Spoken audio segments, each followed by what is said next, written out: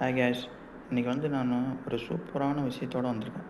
என்னென்னா, night India விஸ் England series match பார்த்துட்டு இருந்தேன்.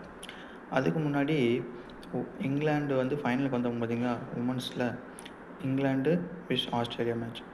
அதை பார்க்குறதுக்கான நியூஸையும் பார்த்துட்டு இருந்தேன்.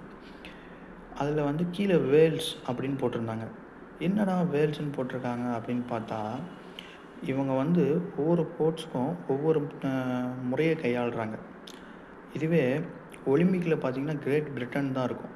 கிரேட் பிரிட்டன்னா ஸ்காட்லாந்து, அயர்லாந்து, இங்கிலாந்து, வேல்ஸ் இவங்கெல்லாம் சேர்ந்து அதில் எத்தனை தங்கம் வாங்குகிறாங்களோ அது மாதிரி அவங்க மேலே போயிட்டே இருப்பாங்க.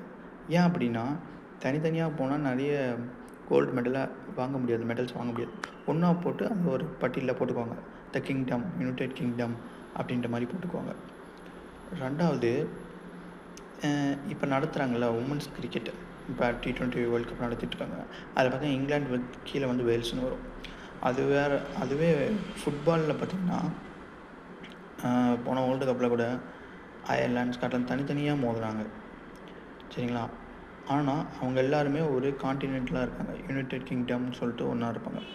இதுவே இங்கிலாந்து கிரிக்கெட் மேட்ச்சில் பார்த்திங்கன்னு வச்சுங்களேன், மென்ஸ் கிரிக்கெட் மேட்ச்லேயே பாருங்கள், இங்கிலாண்டும் ஸ்காட்லாண்டும் மோதிருப்பாங்க, இங்கிலாண்டும் அயர்லாண்டும் மோதிருப்பாங்க. அது மாதிரியான மேட்சஸ் பார்த்துருப்பீங்க. அவங்க ஒரு ஒலிம்பிக்னால் ஒன்றா சேர்ந்து போய் அச்சீவ் பண்ணணுன்னு நினைக்கிறாங்க. இதே இண்டிவிஜுவல் கேம்னு பார்க்கும்போது அவங்க ஸ்காட்லாந்து, அயர்லாந்து, இங்கிலாண்டை கிரிக்கெட்டில் தனித்தனியாக பிரிஞ்சு விளையாடுறாங்க. எப்பயுமே வேல்ஸ் பார்த்திங்கன்னா இங்கிலாண்டோட கலந்து தான் இருக்குது. அவங்க எப்பயுமே வேர்ல்டு கப் நடத்தும் போது கூட பார்த்துருக்காங்க, இங்கிலாந்து வேல்ஸ் அப்படின்னு தான் போடுவாங்க. அதே மாதிரி இந்த உமன்ஸ் கிரிக்கெட் வேர்ல்டு கப் நடத்தும் போது பார்த்திங்கன்னா இங்கிலாந்து வித் வேல்ஸ்ன்னு தான் போடுறாங்க. அதாவது கிரிக்கெட்டை பொறுத்தவரைக்கும் அந்த 17 பேரும் வேல்ஸ்லேருந்து வரலாம், சில பேர் அயர்லாண்ட்லேருந்து இங்கிலாண்டுக்கு ஆடிருக்கலாம், இங்கிலாந்துலேருந்து ஸ்காட்லாந்து போய் ஆடுவாங்க. கிரிக்கெட்டில் விதவிதமாக ஆடுவாங்க.